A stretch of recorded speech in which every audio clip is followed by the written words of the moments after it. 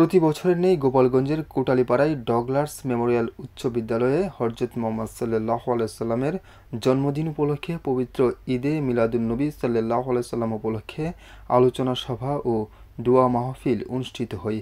বিদ্যালয়ের প্রধান শিক্ষক মোহাম্মদ সেলিম মোল্লা ও তার সহকারী শিক্ষক ছাত্রছাত্রীদের নিয়ে মঙ্গলবার সকাল 11টায় এই অনুষ্ঠানের আয়োজন করা হয়। আলোচনা সভায় হজরত মুহাম্মদ সাল্লাল্লাহু আলাইহি সাল্লামের জীবন আদর্শের ইতিহাস তুলে ধরে বক্তব্য দেন উক্ত স্কুলের প্রধান শিক্ষক সেলিম মোল্লা, পাটোয়ারি কিবরিয়া, মুন্না খান, আজিজুল হক গাজী, রিপন মোল্লা সহ স্কুল কমিটির সদস্য কবির মোল্লা। সোয়াগ্রাম স্কুলের ধর্ম বিষয়ক শিক্ষক হুজুর মোহাম্মদ হুসাইন মোল্লা এ সময় নাতে রাসুল পাঠ করেন।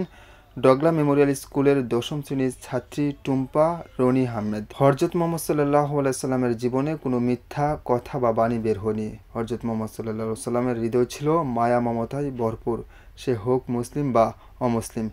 ইসলাম মানে শান্তি। হজরত মুহাম্মদ সাল্লাল্লাহু আলাইহি সাল্লাম আমাদের আদর্শ, তার দেখানো পথে সবাই চলার অনুরোধ করে আলোচনা সভা ও দোয়া মাহফিল সমাপ্তি ঘোষণা করেন। অনুষ্ঠানে উপস্থিত ছিলেন এলাকার ধার্মিক লোকজন এবং স্কুলের শিক্ষক এবং শিক্ষার্থীরা। এছাড়াও উপস্থিত ছিলেন এলাকার গণ্যমান্য ব্যক্তিবর্গ। হোসেন আলী, আমার বার্তা, গোপালগঞ্জ।